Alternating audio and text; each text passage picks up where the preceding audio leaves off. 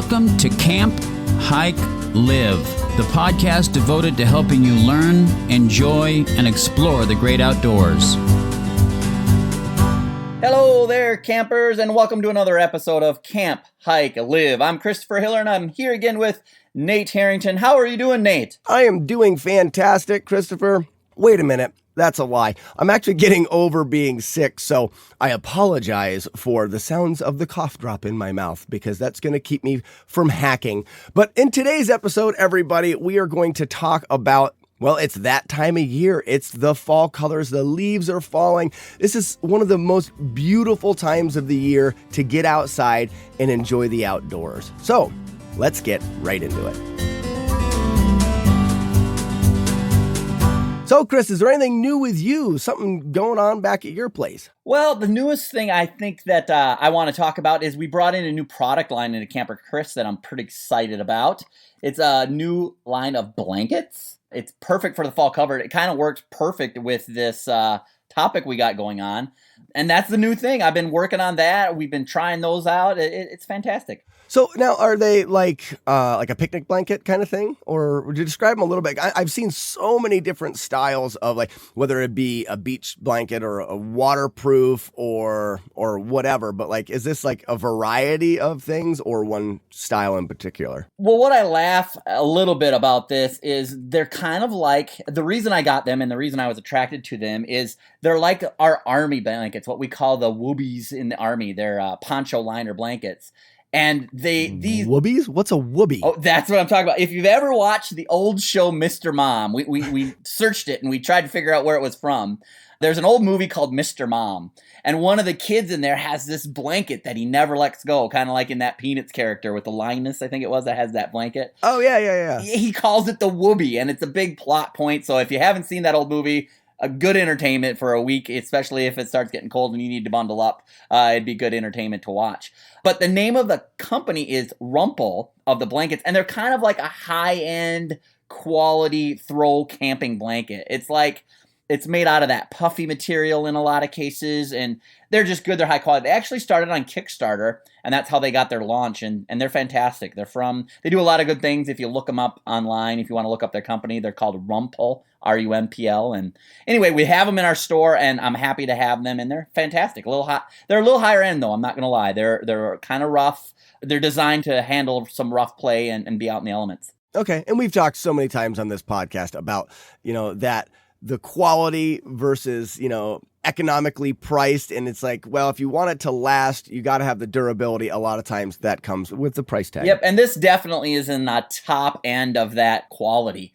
So yeah, it's good. I recommend go to camperchris.com. If you type in the search bar Rumpel, you'll find it. There's quite a few varieties, but yeah, I'm excited. We loaded those up, and that's what's new with me. Awesome. And that leads us into the episode, because that is something that you can really take advantage of in the fall time when the leaves are changing. I've got a bunch of different ideas down here for fun things that we can do to enjoy this. And it's not just camping. It's not just hiking. One of them can be as easy as just going for a car ride. You hear about like the Sunday drivers, the people that are driving 10 miles an hour under the speed limit. Well, this is a time of year where it's kind of okay to do that, because it's just really pretty to drive around, maybe throw a picnic in the back of the car or the truck and go to a park and see the leaves, not even just the colors of the leaves, but it's fun just to sit down and watch the leaves fall, or to rake the leaves into a pile and have the kids jump in them. So it's a very simple time to entertain yourself. Grab a pumpkin spice latte and hit the road. Well,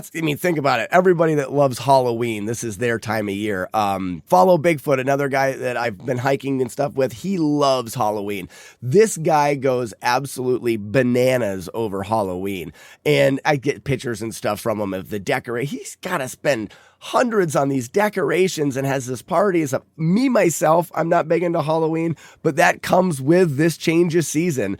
Is that something that you get into, Chris? Do you really get into Halloween and the whole spooky? Not really. It's not something we really do we do the trick or treat. We like to be that house that has the full-size candy bars for the actual Halloween. So we try to be that house. You're the good house. I'm the good house, but we don't go all out with directions so much. You're the one that every kid wants to go to. We try to be, or at least that's our goal. I would be the house that hands out like apples. No, that's like, here's a treat for you. It's a banana. It's a little brown, but you can make bread out of it. You're like the dentist house that you always have to go to and not enjoy. Well, where we live, we're actually far enough kind of out in the woods we don't really get trick-or-treaters because, I think it's a half a mile to the nearest house from where I am. So we actually have to travel into town if we want to take the kids trick-or-treating. And our kids are young enough now that, I guess my boy Asher's 2.5. He'll probably want to go trick-or-treating this year. But as far as that goes, when you get real young kids, what do? You dress them up as a pumpkin and you hold them the whole time and you walk around. It gets more fun as they get a little bit older. But then your son's probably grown out of trick-or-treating now. Well, that's what I thought. He's 14, so I thought we were going to get that's not cool. But this year he kind of came in the sneak attack and said, Dad, I think one more year of trick-or-treating would work. And I'm going to support that. Yeah, he just says, I want some candy, is what he says. He probably doesn't even have to go. What's funny is he doesn't even really eat it. It's funny. Oh, well, that's good. Yeah. So we're both fortunate enough, getting into our episode about the fall colors, we're both fortunate enough as we live in that band in the country where we get a full range of fall colors, both in Pennsylvania and Minnesota, where I'm located. People come here, people vacation here, people plan trips around the color changes in our states. Right, and a lot of people don't actually have that they see. They have to travel for it. But it is really nice, and there's so many things that happen around here because, like you said, in our areas, this is quite a big thing.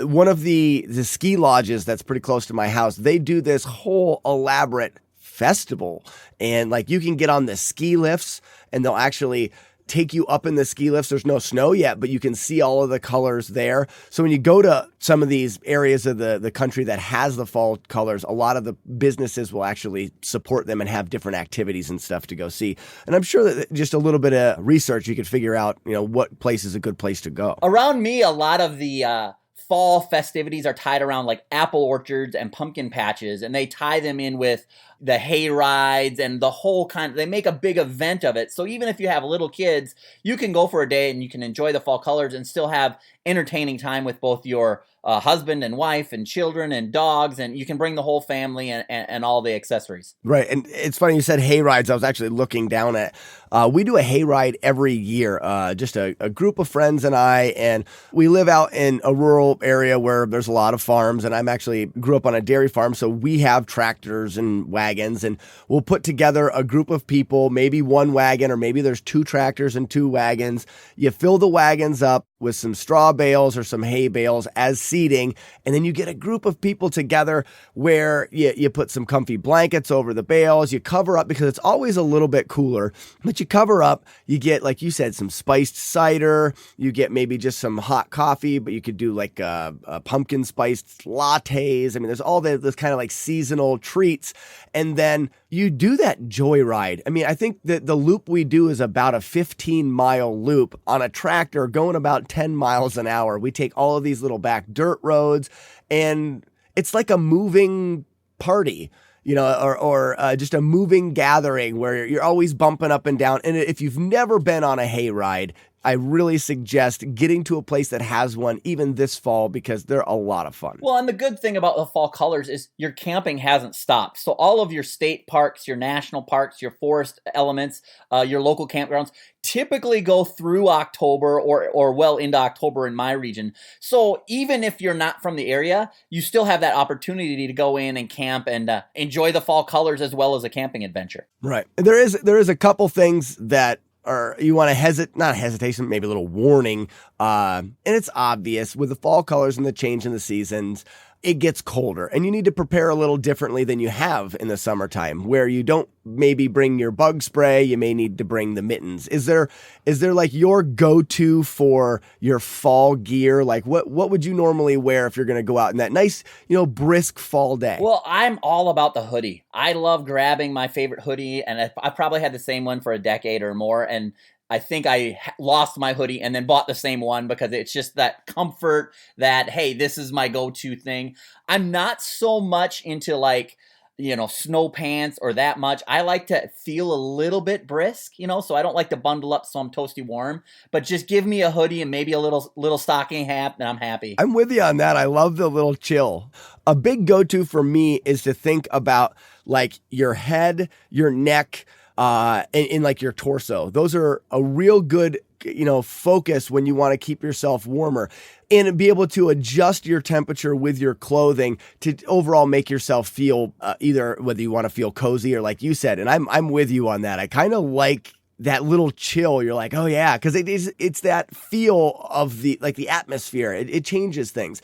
But where I'll normally wear like the stocking cap, being able to remove that stocking cap and put it on, you can change your overall temperature quite a bit. And it's the same thing with a scarf. You lose a lot of heat from the top of your head and around your neck. And you'd be so surprised that just a couple wraps with a scarf around your neck and not changing anything else that you're wearing, you can really change the way your whole body feels. Your body is meant to heat yourself up, starting with your torso. So by, heating your torso or keeping that warm, it allows your body to spread warm blood throughout the rest of your body. So really, instead of putting gloves on, you can just layer your torso up and accomplish kind of the same thing. I kind of laugh. I think I was tortured when I was a kid with a scarf. I remember getting it caught and pulled at the playground, and I just hated scarves my whole life. And then they came out with, I don't know if you ever seen that show Survivor, where they have those buffs. Say what? Yeah, so it's just like a tube of fabric that you can slide over your whole head, and by pulling it up around your ears or using it as a scarf, or you can flip the bottom up to cover your mouth. It's a very versatile product. Well, I sell some of those in my store now. Those are my new go-to. Like, I don't wear a scarf, but I'll put that buff on, and just that little piece of cloth around your neck just keeps you so warm and toasty. It's fantastic. And then if the breeze comes and you want to cover your face and your nose and your ears, it's awesome. I love that whole buff product line and that whole concept of that product of a stitched scarf or a closed open-ended hat kind of thing. It's awesome. Yeah, my wife and I actually wore a buff on our whole through hike because of the versatility of this thing. You were able to change it up depending on any kind of weather that you were getting into. And by wearing it on your head or your neck, you can really help keep your body at that temperature, that you're looking for. And we carried it for 2,200 miles and used it every single day.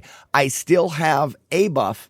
Sad story is I did lose one on the Appalachian Trail and had to replace it, but I still have a buff and I wear it constantly when I'm outside. So when you were hiking on the Appalachian Trail, did you get into the season where colors were starting to change near the end, or was it a greenery all the way to the end? I'm trying to remember how your hike went and if you actually got any colors while you were hiking. Yeah, it was one thing that we didn't get to take advantage of, or one thing that we didn't get to see. And if I was to do the trail again, I would like to have done it a little bit later. Our schedule was really strict when we were able to hike the trail. With my wife in medical school, we only had a certain amount of time that we could actually hike, and we started very early February, and then ended the early part of July, which cut us out from being able to see the fall colors. And also we didn't really get a green tunnel, which is something that is the Appalachian Trail is often referred to because of the greenery that kind of engulfs the entire trail. And when you're staring at a section of trail, a lot of times it looks like this green tunnel. We were so early that the leaf color wasn't there yet. We actually got to see a lot of sites in the south that people normally miss because there wasn't any leaves on the trees yet. So we did miss out on the fall colors, but I really think that I'm going to be doing the AT, or at least sections of it again, and I will definitely keep that in mind. And that's the great thing about the fall colors and the hiking and camping in the fall is those colors you can do. You don't have to have that long trek like you did. You can go back and revisit some of those great spots when the colors are changing. I would guess Maine and Vermont would be fantastic this time of year, as well as Pennsylvania, northern New York, Minnesota, Wisconsin. It's fantastic. There are companies that only operate this time of year that lead some of those fall tours, at least in my state of Minnesota, and they do a great job, and people flock to them by the droves. One of the things, much like you described, are some of the ski resorts that turn into bustling hubs of commerce in the winter. This time is when they start and they make sure everything's working, and they take people out there. And when you're up in the hills, that's where the trees are. Right. And a couple tips, I just thought of this now because my mind is very fantastical. A couple tips would be, if you're looking for that very open view, you're going to get beautiful colors and patches of colors in a big scenic view. But it's going to be a little dicey because you have to, depending on the weather, if it's very cloudy or overcast, if you're looking for a more safe trip to go on, you can focus on taking pictures of trails and under the trees. One of my favorite things to do is a lot of the phones now have the ability to do a slow motion. Go and take a branch out of a tree, take whoever's hiking with you, position them under the branch, and then shake that branch and click the slow motion on your phone. And you're going to be left with this picture of someone smiling and these leaves slowly coming down over top of them. And it's really, really cool. It's a lot of fun to do. And I know that there's apps on your phones and a bunch of junk that you can make it happen, fake, but to do it, really do it and go out is a lot of fun. And if you're underneath the trees, you don't have to worry about whether it's a beautiful day outside. It could be overcast and you can still have a lot of fun in the woods as opposed to trying to see it from the top, I have to say that's one of my biggest recommendations when it comes to fall colors is grab a camera. I know a lot of people use their phones and the phones are getting better and better on the camera action. Go ahead and take photos. My wife will be the first to verify that I've never been one much for fall colors. They don't motivate me as much as they motivate her, but I do enjoy getting out there and being outside. So if she's enjoying the colors and I'm enjoying the activity, taking photos of everything that's there and the changing colors, it helps bring that in and it helps me appreciate it, especially when the winter hits and you got 3 feet of snow outside. Yeah. Oh, let's not talk about that yet. But I'm with you on that. Moving on away from snow. But for me, I'm the same. I feel like I've been numbed to the fall colors because we've seen it so much. I've grown up in it. We've got 4 seasons and fall is a big one. And I don't find it as fantastic as a lot of people do. But where I really see how it takes some people that really enjoy it is we do a fall pig roast for my stepmother's birthday every year. We have this big get together on top of this hill behind the farm and we roast a whole pig. We have a lot of food, a lot of great people. I mean, there's normally about 150 people there. We've got a couple tents set up, a couple fire rings. Everybody brings blankets and gets all cozy. And the view from the hill is all of the fall colors. And it's coming up here in a couple weeks and it's a lot of fun. But for me, I don't do it for the colors. I do it for the socializing with friends. But a lot of the people that come up there, you see the cameras come out and the wide eyes that people get that aren't, used to seeing it as often is really cool. And that's really why we did this episode on fall colors is if you're just starting out to get to the outdoors and this is something that, sparks your brain and gives you some happiness, get out there and use it. I mean, get out there, enjoy it, take your pictures, talk about it, create memories. We always talk about the living part of Camp Hike Live. This is a good spot, that sharing it with friends, creating that memory and going on into the future and maybe even making a tradition of going to the pumpkin patch or Absolutely. going on a fall color tour with your family is a good way to help insert the outdoors in a semi-permanent or at least in a habitual area for your family. Right. And it is so simple. Like I said at the very beginning, is just as easy as getting in your car and going for a drive. You don't even have to get out of your car, though I do recommend it. And the scenery's free. It doesn't cost you any money other than what it did to gas to drive where you're going or the food to fuel your body to move around. So that's the other thing is it's low cost injection into the outdoors. Today's episode is brought to you by Come see Camper Chris. He's got all you need. A camping guru, outdoor buff, your expert on stuff. He's also camping out in social media. So come see Camper Chris. Now, there is one thing that we should talk about. I believe that in this podcast, we do bring expert advice and very intelligent conversations because we're super smart.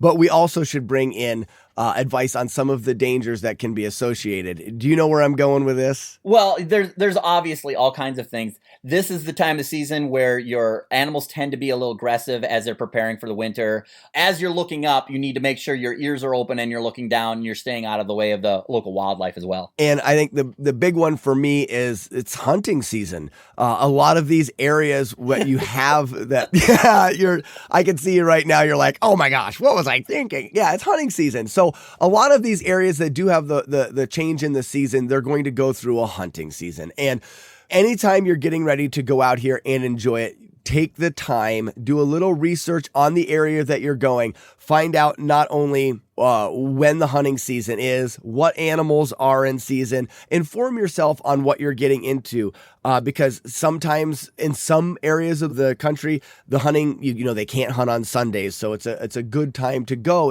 out in the woods on Sundays. Some places you can hunt on Sundays. Sometimes the season for animals is short. Sometimes it's a little longer. It all depends on what state you're in. So make sure you do your research. It's always good to avoid early mornings and late evenings is a time that's very good for hunters. They're catching the animals, you know, waking up and going out to eat and then getting to bed down. So it's really a hesitation that you should take, not a hesitation. It's really a step that you should take is in informing yourself in that. We've actually had some tragedies in our area, just not this fall, but last fall. We had 2 people that were killed during hunting seasons in hunting accidents.